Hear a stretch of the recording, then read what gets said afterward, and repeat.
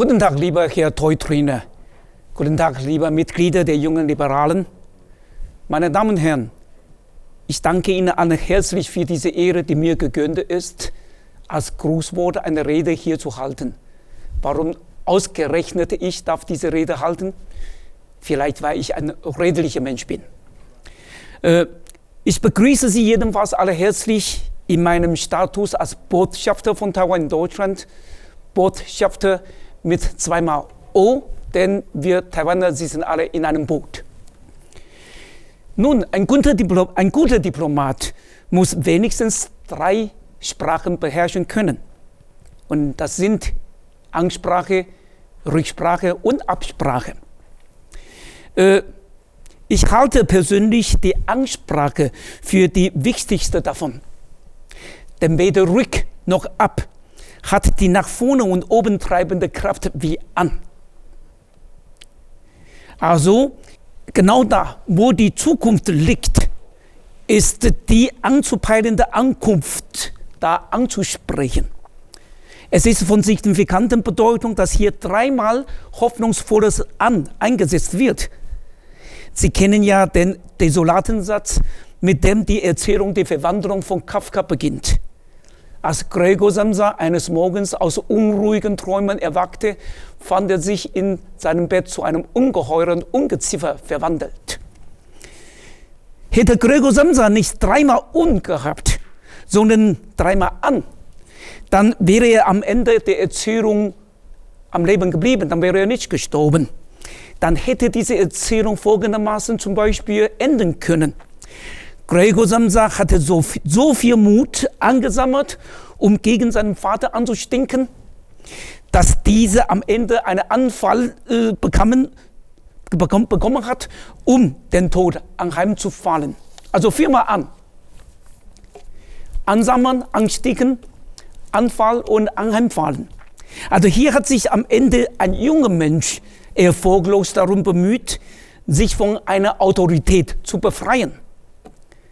Das war die Erzählung von Kafka, entstanden im Jahre 1912, 10 Jahre vor der Gründung der chinesischen kommunistischen Partei im Jahre 1921.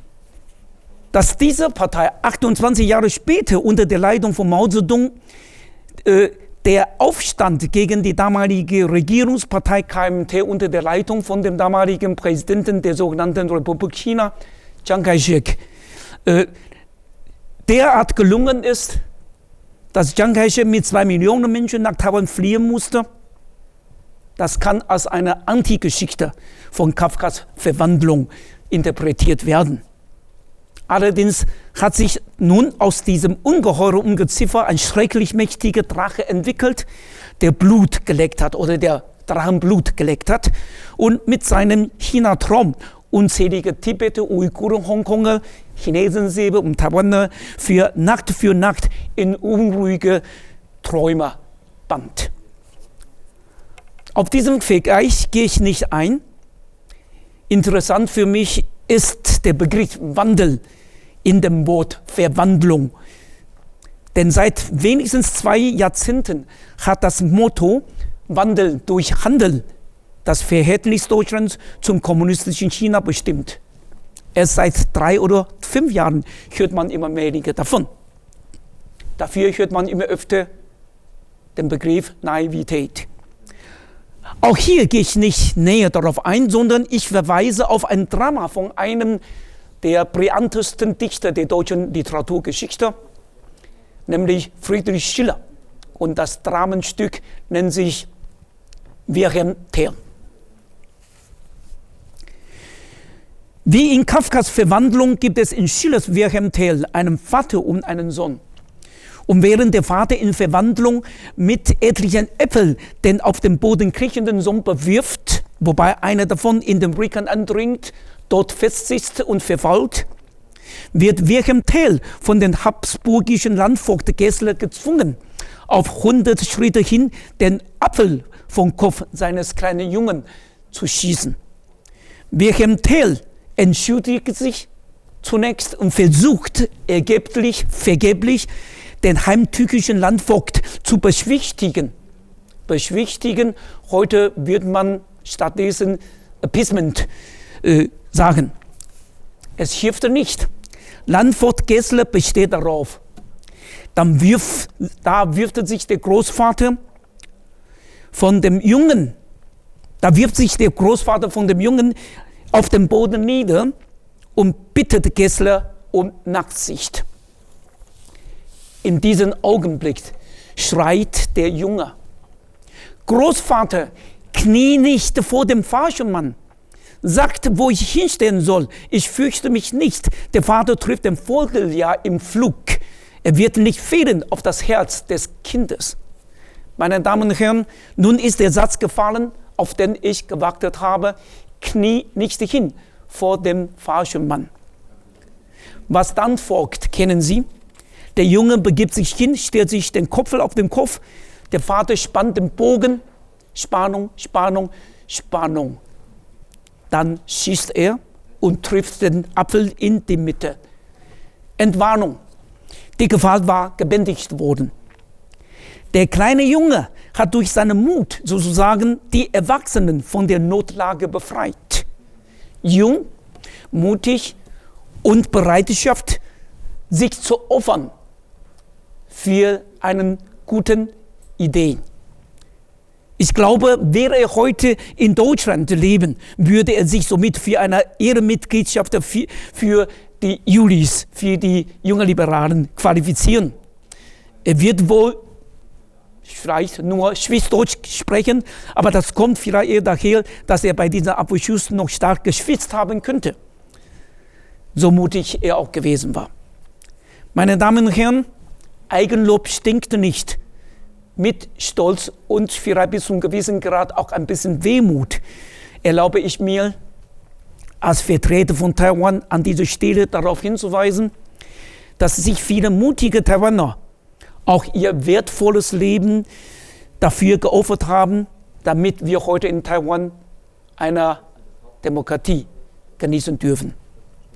Taiwan wurde von 1895 bis 1945 von dem Japanischen Reich als Kolonie regiert. Ab 1945 von Chiang Kai-shek. Und von 1949 bis 1987, also 38 Jahre lang, fast 4 Jahrzehnte, wurde diese Insel mit Kriegsrecht regiert.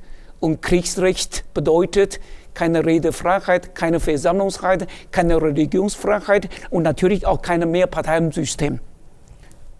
Ja, es gab auch keine Pressefreiheit. Höchstens Pressefreiheit, aber keine Pressefreiheit. Es gab stattdessen Massaker, willkürliche Massenverhaftungen, Hinrichtungen. Viele junge Menschen, viele junge Taiwaner damals waren trotzdem mutig genug, um sich gegen das Regime aufzulehnen und leider auf der Strecke geblieben.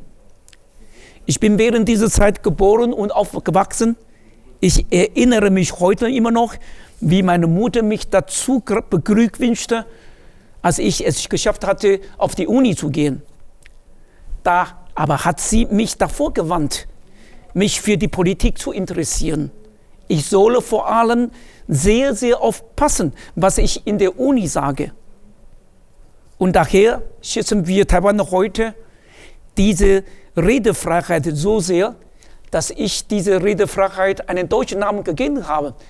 Diese Redefreiheit in unserer Demokratie nenne ich Leberwurst, Redefreiheit. Und das bedeutet, wir reden frei von der Leber weg. Und was uns die Kommunisten in China sagen, ist uns Wurst. Leberwurst, Redefreiheit ist wichtig.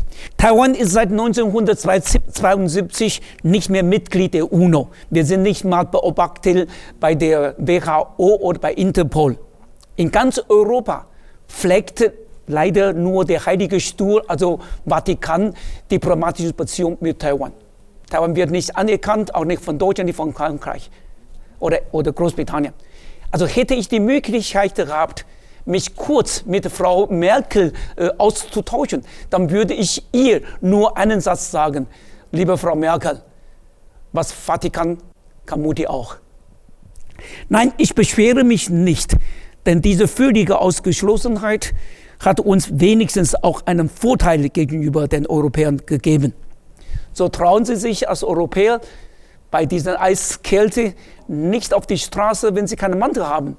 Wir Taiwaner, wir laufen rum bei -2 auf die Straße ohne Mantel. Wissen Sie warum? Die Isolation ist so gut.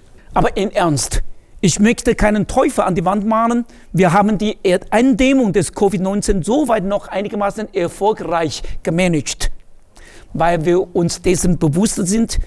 Wir müssen mit allen Mitteln zusehen, dass die Bekämpfung des Virus nicht schief läuft. Denn die WHO nimmt uns nicht auf. Es ist für uns kein Verlass auf sie.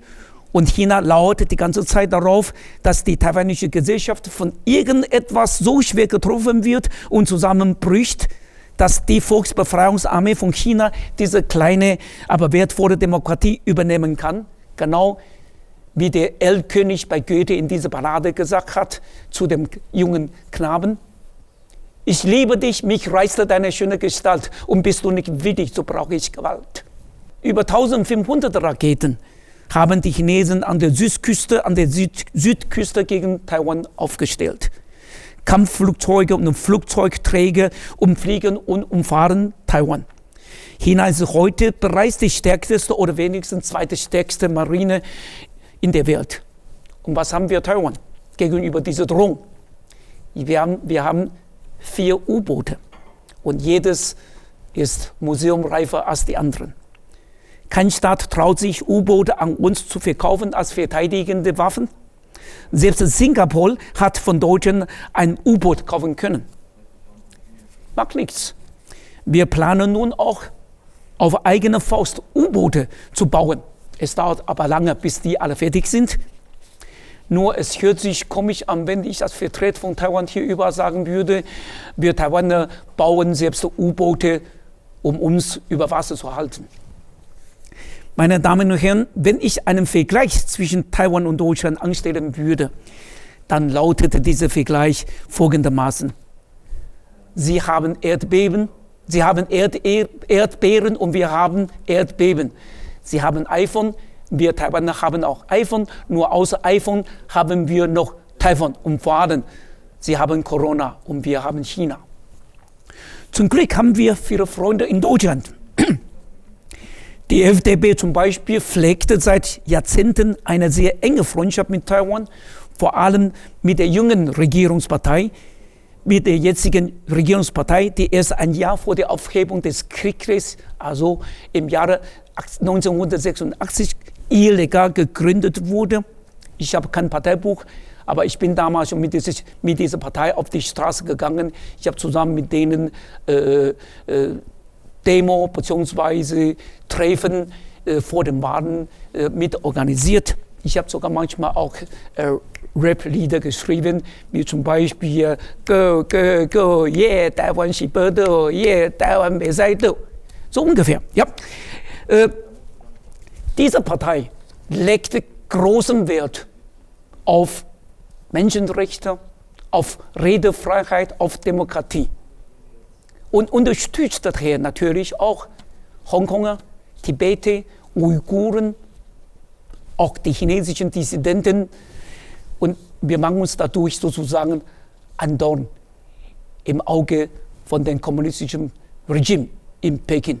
Das hat natürlich einen Vorteil. Wir können wenigstens behaupten, wenn wir ein Dorn im Auge sind, dann stehen wir auf gleiche Augenhöhe mit denen.